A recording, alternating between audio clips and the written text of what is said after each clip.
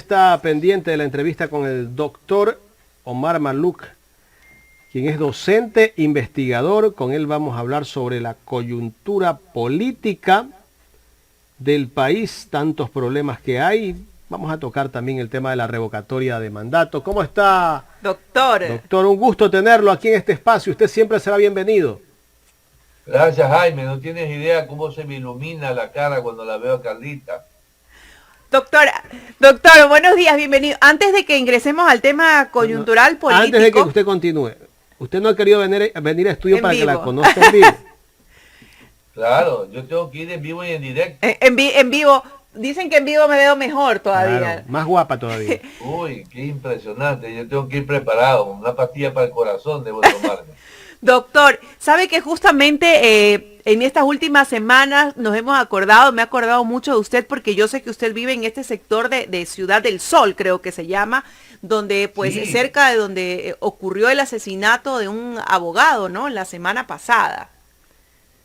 Yo me estaba tomando un café en Biscuit, aquí en el mall, y pasó todo lo que sucedió, sino que me tapó el puente, me tapó todo. El puente que une el Sheraton con el Mall del Sol. Me tapó la vista. Y Pero justamente yo nos tuve- preguntábamos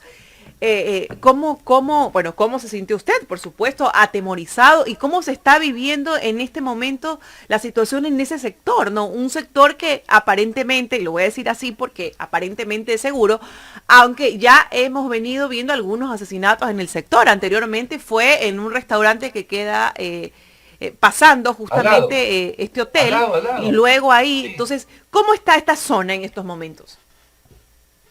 Bueno, yo por lo menos ya no voy a comer al restaurante este de mi amigo, que queda aquí al frente, de las carnes que yo siempre iba, ya dejé de ir. Y también al Sheraton yo siempre iba a desayunar también, pero ya no voy a ir, ya dejé de ir. Prácticamente uno en las puertas de los hoteles y en las puertas de los centros comerciales, uno se siente muy inseguro. No, ya no era la seguridad que uno sentía, porque uno en un hotel, uno ve que hay un guardia en la entrada, ¿no? Y uno piensa que ya está llegando al umbral de la seguridad, pero sucede que es el umbral de la inseguridad, porque los tipos se meten en la moto, en la curvita que hay para dejar pasajeros, que tiene el Hotel Sheraton, tiene una entradita para dejar pasajeros, y uno se mete ahí en la moto, y los tipos entran en la moto y te disparan directamente desde la moto a la puerta del hotel. Llegará un momento que se metan al hotel y te disparen dentro del hotel, como creo que ya ha pasado en alguna ocasión. Así es, terrible la situación, Jaime. Doctor, estuve revisando un mensaje de Twitter que usted publicó, no sé si ayer. Pablo, póngalo en pantalla y póngalo al doctor para leerlo justamente. Y que, bueno, describe muchas situaciones, ¿no?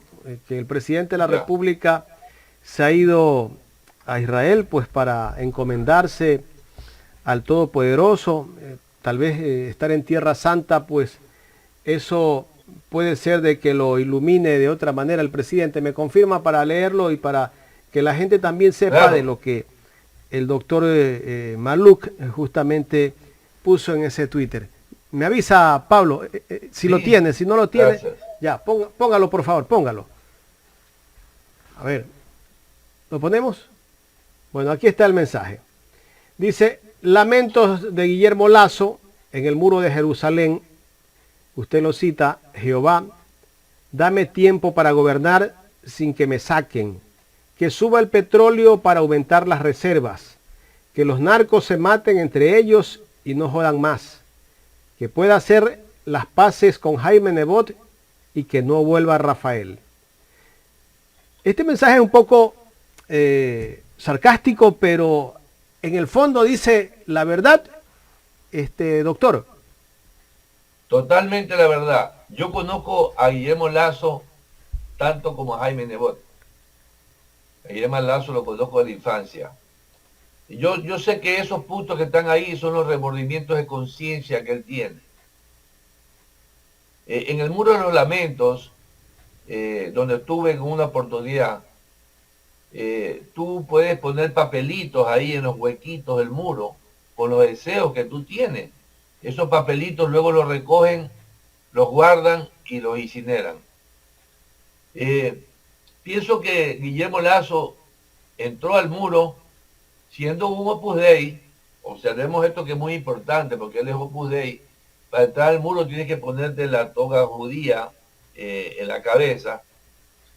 Y bueno, lo hizo a pesar de ser presidente de la República y ser el Ecuador un país laico, ¿no? Pienso que él no debió haber dado esa señal al pueblo ecuatoriano, pero en todo caso ya entró, y en el momento que se arrimó el muro y lo tocó con sus manos, un muro tan sagrado como ese, de la época del Templo de Salomón, yo pienso que él debe haber pensado en esos puntos que yo le puse ahí, en tener tanto dinero guardado en las reservas monetarias y no poderle invertir para el pueblo ecuatoriano para solucionar su problema de desempleo, su problema de salud, y tener 10.000 millones de dólares en la reserva monetaria. Haberse peleado con Jaime Nebot de un acuerdo político que hicieron, que fue Jaime Nebot el que le hizo ganar la elección. Ujú. El tema de que en su conciencia desea fervientemente que nunca venga Rafael Correa al Ecuador. En el tema de que el problema del narcotráfico es algo que le molesta y que de alguna manera él quiere que ya se maten entre ellos y se acabe este asunto. Como que yo percibo que eso debieron haber sido los sentimientos de conciencia de Guillermo en el muro. Correcto. Interesante su respuesta. Doctor, pasando al tema de lo que en estos días a nosotros nos vuelve a preocupar, el tema de la matanza en Santo Domingo de los Áchilas, y escuchar al ministro del Interior, al director del SNAI, decir que el problema ahora es de los habeas corpus que se otorga a los PPL. Me imagino que por ahí quisieron dedicársela también a Jorge Glass. Esto es una manera de justificar tal vez la incapacidad que hay dentro del Estado. Claro que sí, son totalmente incapaces, ya lo han demostrado. Porque tú puedes hablar de que fue un acto, puede ser circunstancial cuando se da en Guayaquil, cuando se da en la Tacunga, cuando se da en Cuenca, pero no cuando se da en todo el país. Cuando ya se da en todo el país, ya es un acto, ya es un proceso sistémico. Y los procesos sistémicos no se eligen de esa manera. Los procesos sistémicos son por incapacidad del SNAI, por la falta de control que ellos tienen sobre estos centros penitenciarios. Puede ser algún problema serio de organización. A lo mejor vienen técnicos israelitas o expertos internacionales o nacionales y encuentran dónde está la falla. Pero yo creo que la falla tiene que estar en los mandos medios, en la intermediación, en el control de la cárcel.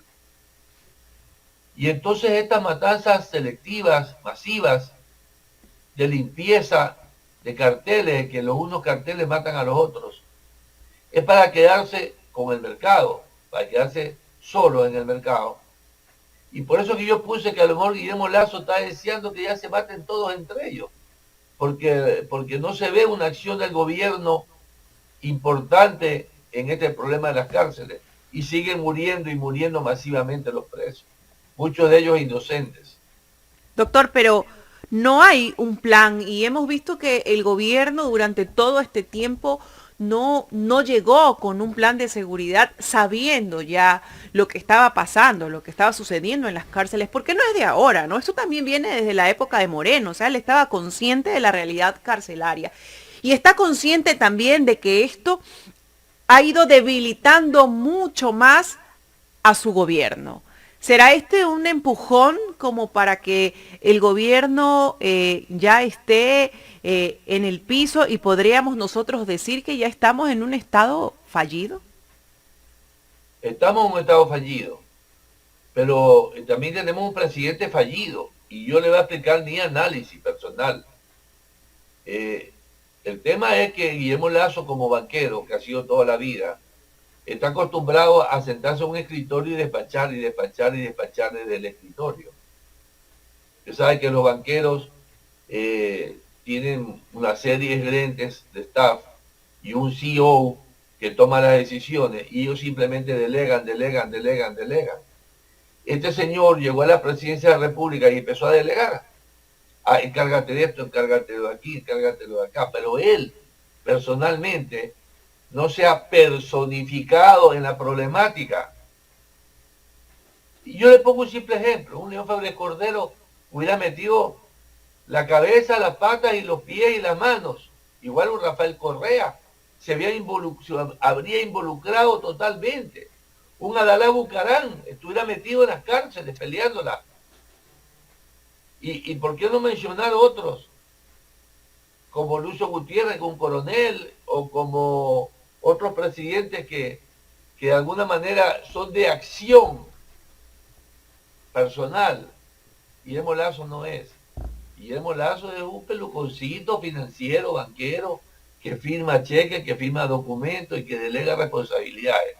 Entonces él pensó que llegar a la presidencia de la República era decir, a ver, tú ministro, tú gobernador, tú ministro, tú gobernador, encárguense de esto. Y ya él puede viajar a Israel, puede viajar a Colombia, puede viajar a todo el mundo. Y eso no es así. Un ejecutivo, realmente ejecutivo, llega en el avión a Israel y se entera que han matado 45 personas en la cárcel de Turi, en la cárcel de Esmeralda, de Santo Domingo. Yo cojo el avión y me regreso. Yo no me voy al Muro de los Lamentos, ni me voy a hacer el recorrido. Cancelo todo, porque este es un asunto de interés nacional, de sensibilidad nacional. Y lo que nos demuestra el presidente es que él no es sensible a esto. No lo es. Doctor, bueno, no está el presidente, tampoco está el vicepresidente, que casi no lo vemos en acción. Que por cierto ya llegó, ¿ah? Llegó ayer. Se hablaba de que él se iba a encargar del tema vacunación, pero al final Guillermo Lasso se atribuye todo el plan de vacunación, que para él ha sido un éxito y que es la máxima obra. Puede ser que tuvo éxito, ¿no? Pero bueno, todos los países se han dedicado al tema de la vacunación y creo que les ha ido bien a todos los países del mundo. Pero una gran diferencia, Jaime. En los demás países lo hizo el gobierno, acá lo hizo la empresa privada, las universidades ecuatorianas, los empresarios farmacéuticos, el señor Cueva de Difare. O sea, acá tuvieron mucha ayuda de la empresa privada. Correcto.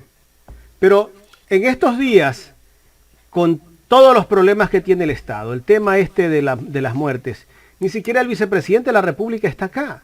¿Será que el vicepresidente de la República tal vez no le están dando las funciones como vicepresidente? ¿Lo ven como un peligro desde la gente cercana al presidente Lasso?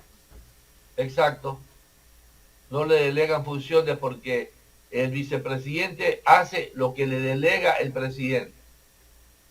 Y si no se lo ha delegado, no tiene por qué hacerlo, porque se estarían tomando atribuciones. Yo creo que esa es la problemática. Recordemos lo que pasó con Lenín Moreno. Que en su falta de competencia le delegó a Otto Sonnenholder, un licenciado en comercio, que maneje el COE. Una cosa que yo la recuerdo y se me pone la piel de gallina, pues, ¿no? Porque a manejar el COE uno pone un experto en crisis sanitaria o un experto en investigación de virus, o sea, un médico especializado, no pone a un licenciado en comercio. Y acá parece que Guillermo Lasso no quiere cometer ningún error y no quiere delegar, y sin embargo seguimos igual o peor que con Lenín Moreno.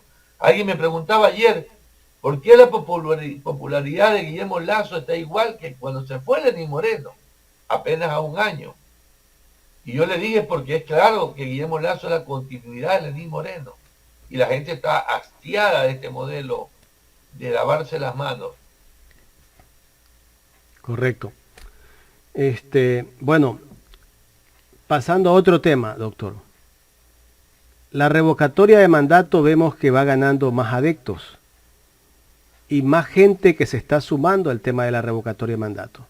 Leo los mensajes de Twitter que postea usted, que postea el doctor Acosta, postea el doctor Pedro Granja. Son mensajes que enseguida la gente responde, ¿dónde firmo? Claro. ¿Por qué?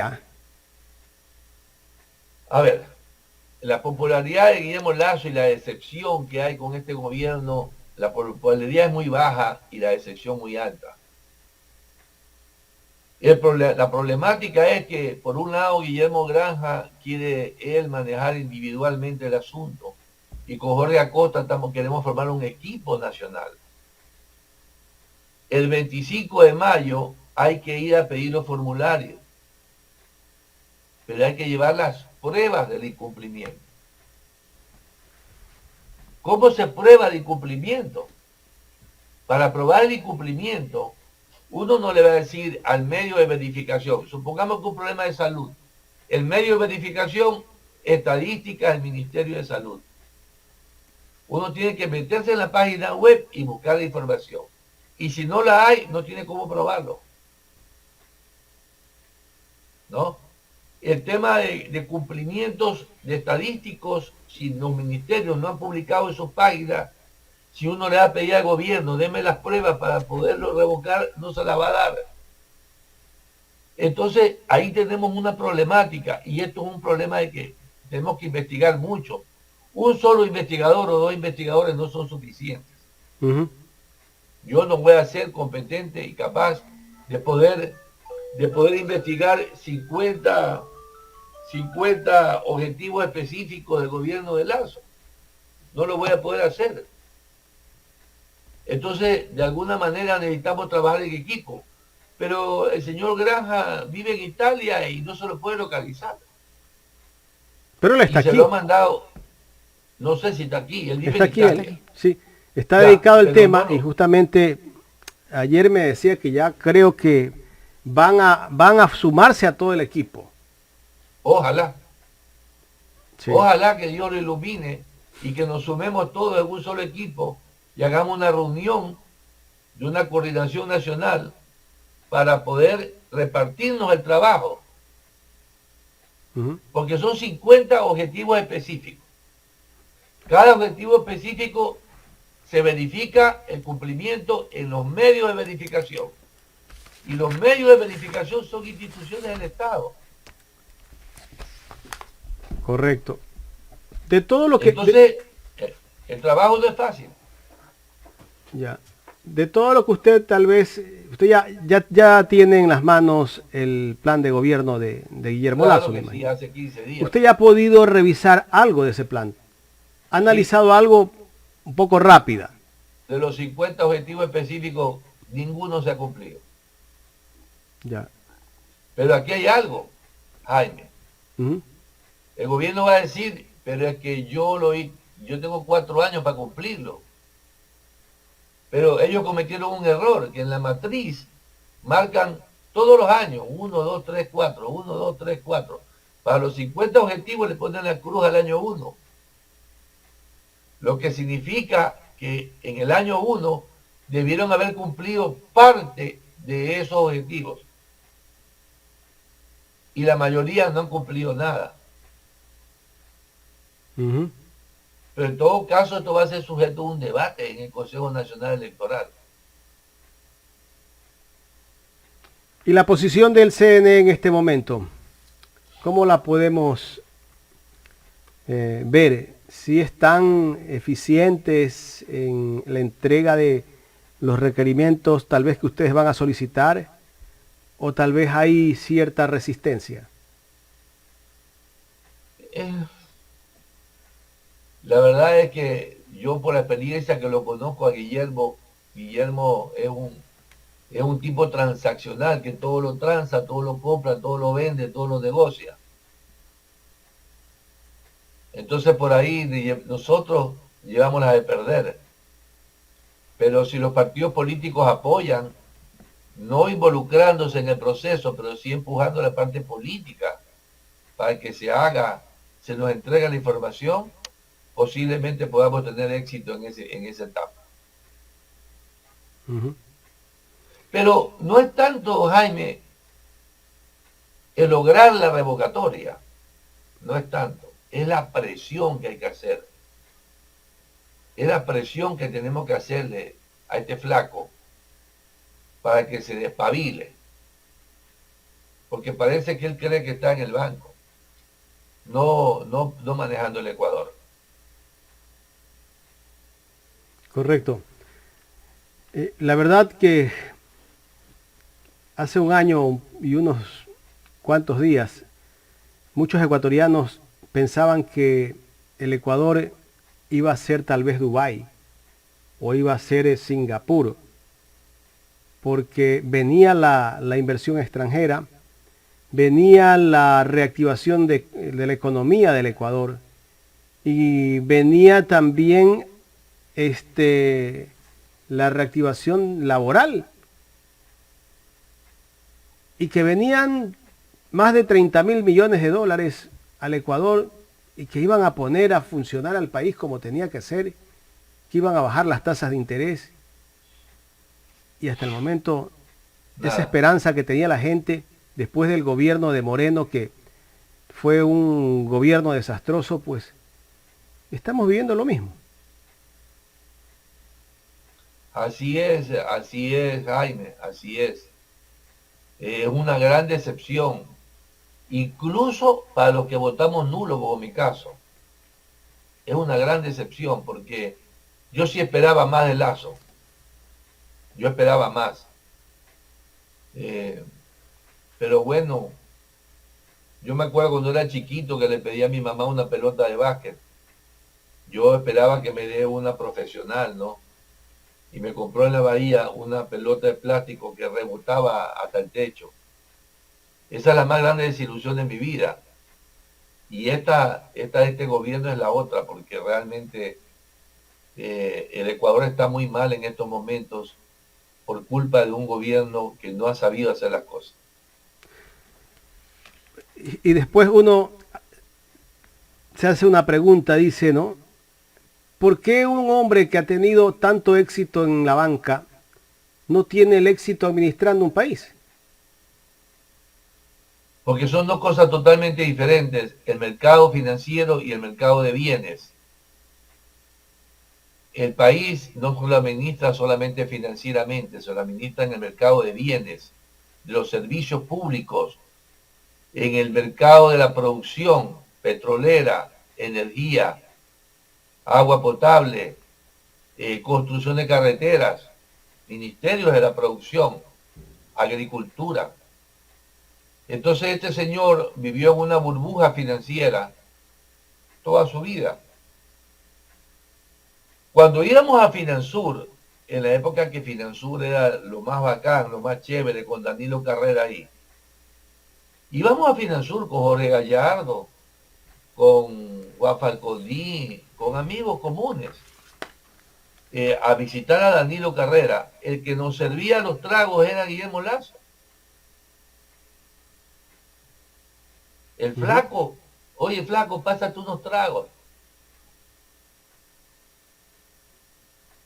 Entonces él pasó de esa etapa de cuñado de Danilo, del gran Danilo, que es el gran sabio,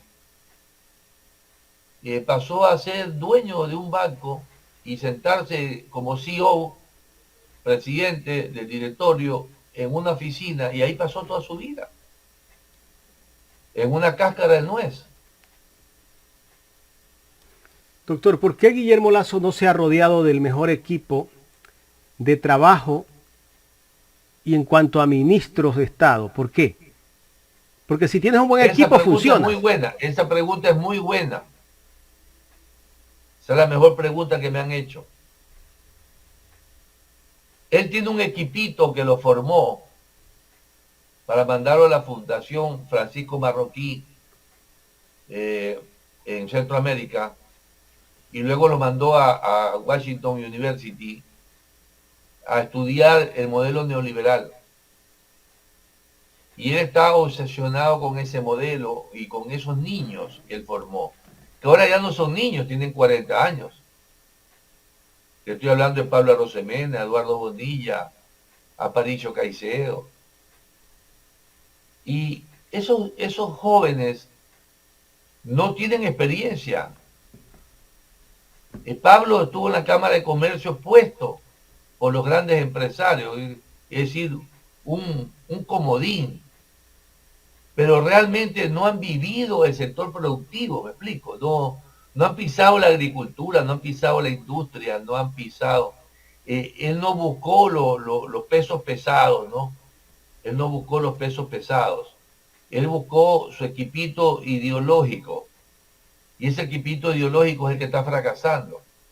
Le pasó a Pinochet en Chile cuando le fallaron los Chicago Boys. Si usted estudia el proceso de la dictadura militar en Chile, llegó un momento en que Pinochet tuvo que decir a los Chicago Boys, hasta luego señores, y empezar a buscar los que realmente sabían de los sectores productivos, los que aterrizaban en el planeta Tierra, aquellos que están pensando que la mano invisible de Adam Smith funciona siempre, inclusive en las cárceles. No es así. La mano invisible de Adam Smith solamente funciona en equilibrar los mercados cuando existe competencia perfecta. Y en Ecuador no existe competencia perfecta en casi ningún mercado. Claro, y cuando también nosotros hace poco vimos que el presidente Guillermo Lasso nombraba a un ministro de Agricultura que no vivía en el país hace 25 años. Eso demuestra que es alguien que no conoce del problema que viven los agricultores.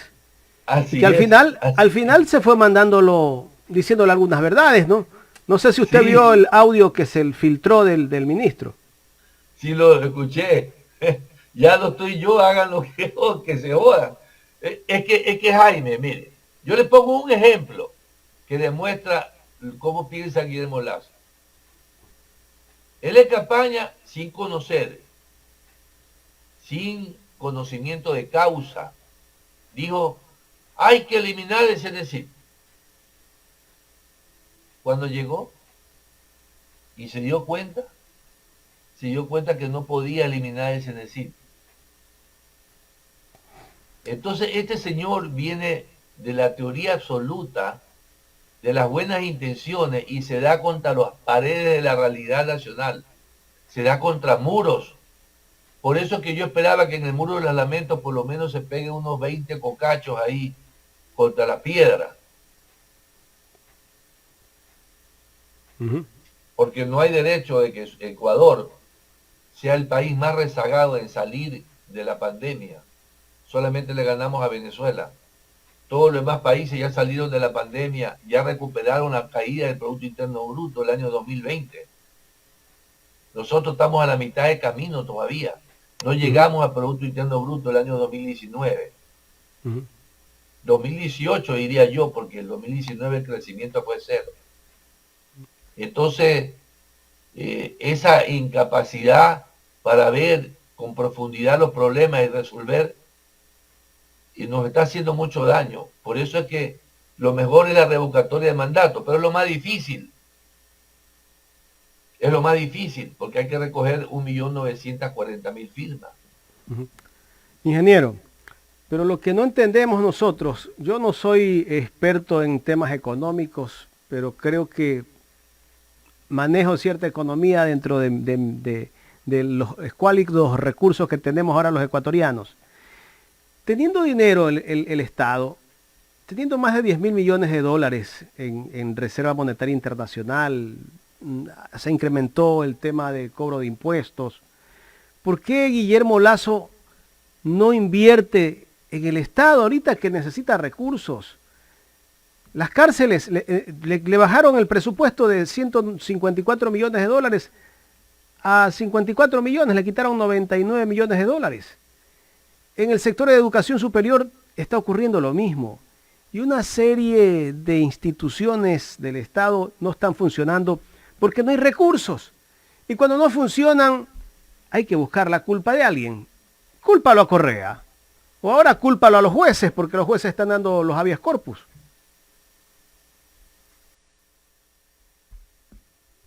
Se le fue la luz, creo, o se cortó. Algo ocurrió. Me confirma Pablo. Bueno, vamos a despedirnos con el doctor Omar Maluk, porque ya no logra ingresar a la llamada telemática. Entonces nos vamos a despedir del doctor Omar Maluk. Bien, amigos,